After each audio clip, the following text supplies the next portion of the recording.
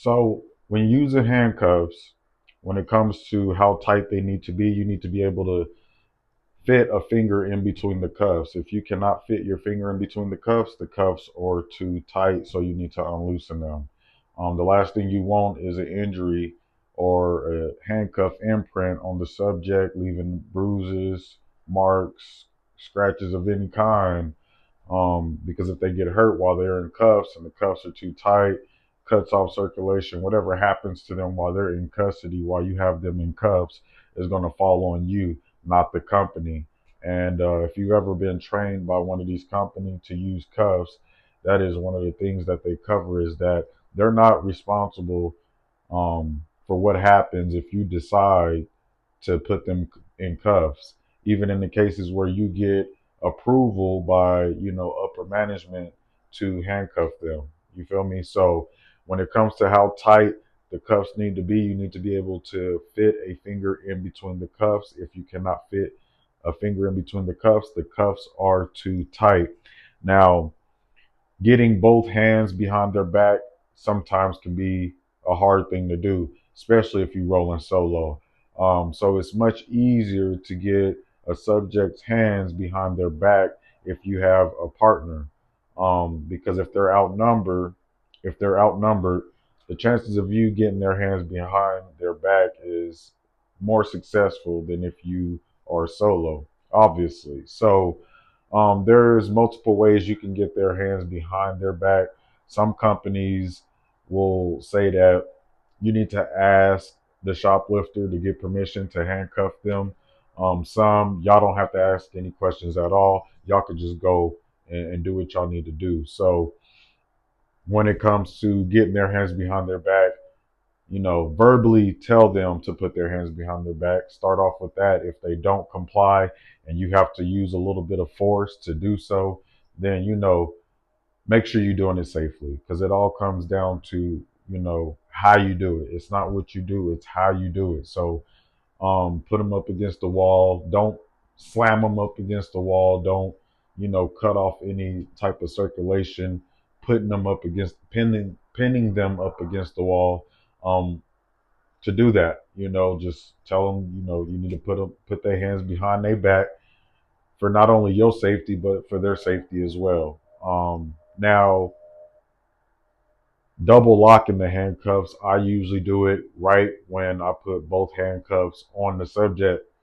I'll double lock them immediately. Or if you don't feel comfortable with doing it after you make that apprehension, do it when you get into the office in a more secured area, where it's safer, it's a little bit more quiet, things are starting to de-escalate. You feel me?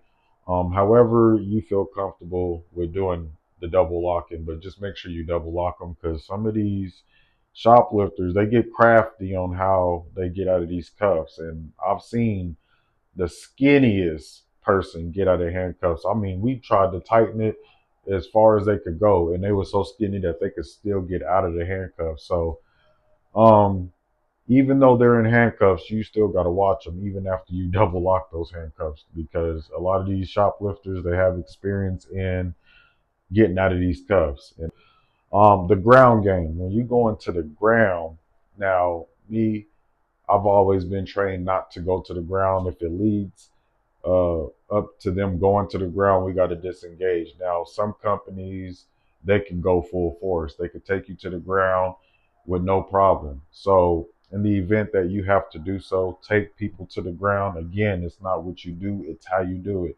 So, you want to be able to take them to the ground without causing injury. Without causing injury, because if you go to the ground and they bust their head, they break any bones, that's gonna fall on you, the person who decided to go hands on and handcuff them. Now, if they're not in handcuffs and y'all still go to the ground and they end up getting hurt, it's going to fall on the company. And then it's going to result in you losing your job if they got to take fall for, the bad decisions you made. So I understand that being hands on sometimes things get raw, things escalate, and we got to do what we got to do to make sure we make that apprehension. But it's all about safety first.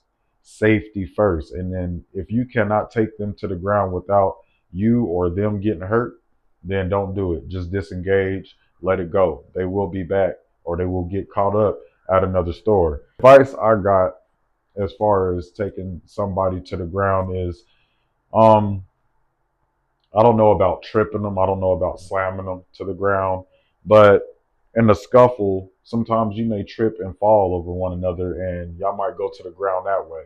Okay, there has been times where I've taken people to the ground. And this is why I'm telling you, you do not want to slam people on the ground. I had a dude that I went hands on with and I slammed him. And come to find out, he ended up being a minor. You feel me? And they had to take him to the hospital and get patched up. You feel me? And when I heard that he was a minor, I got scared. You feel me? Because I'm like, his mama had to go down there and pick him up. The mama didn't have no problem with it. The mama looked at it as if like you shouldn't have been down there stealing. You feel me? And knowing what store he got caught stealing at, I'm pretty sure she knew who I was. You know, who caught you? Oh, this dude caught you? Yeah. That's your own fault. Maybe you won't go in there stealing next time. That's how the mom looked at it. So when the officer told me about this, I was like, all right, bet. This is gonna be my last time going hands on like that. You feel me? So when I tell y'all don't do things is because I've learned the hard way, or I've learned from experiences or apprehensions that I've made. So when it comes down to going to the ground, I really can't tell you how to do it. You know what I mean? Just make sure that don't nobody get hurt when you do it. You know what I mean? I don't feel like there's a safe way to take somebody to the ground when you're trying to make an apprehension, because I feel like this: if it gets to the point where you got to take somebody to the ground, that means they not cooperating. That means they trying to fight you off. They trying to evade the apprehension. If you got to go that far as taking them to the ground, that means it ain't going so well. It ain't going good. So all I'm gonna say is be careful on how you take them to the ground, because if they get hurt, it's gonna fall on you if they in cuffs. If they not in cuffs and you still take them to the ground, it's gonna fall on the company. And I promise you, the company gonna come after you by taking your job away from you. So that's the best advice I could give to you as far as taking somebody to the ground, because the companies that I've worked for, they don't allow us to take it that far. See, when somebody goes to the ground, whether it's the shoplifter or it's myself, that's when the apprehension is done. Once we get the falling and stumbling all over the place, the disengage. Period. You know, if you can't get them to the office while they on their feet, while they standing on their 2 feet, it's a no go. You feel me? So for those that's able to go full force, hands on, take them to the ground, it's not about what you do, it's how you do it. So just be careful, make sure nobody get hurt. So when it comes down to the handcuffing, as far as how tight they need to be, again, remember, you need to be able to fit one finger in between the handcuffs. If you cannot fit your finger in between the handcuffs are too tight. So you need to unloosen them. When it comes to how to get their hands behind their back, if you solo, it's gonna be hard. So I would just tell them, look, you need to put your hands behind your back. I'm gonna handcuff you for your safety and my safety. And once we get in the office, we'll take it from there. Now, if you have a partner, it's gonna be easy doing so. Now, sometimes getting people's hands behind their back can be a difficult thing, especially if they are bigger than you, they taller than you. So, if you're struggling for, too long, just disengage. It don't make no sense for anybody to get hurt trying to put handcuffs on them. When going to the ground, again, I can't give too much advice on that because I was always taught to disengage as soon as they hit the ground, whether it was a shoplifter or myself. So what I'm gonna tell you is be careful. It's not what you do, it's how you do it. Just be safe on how you do it. Like I said, if it gets to the point where you feel like you got to take them to the ground, that means the situation has escalated.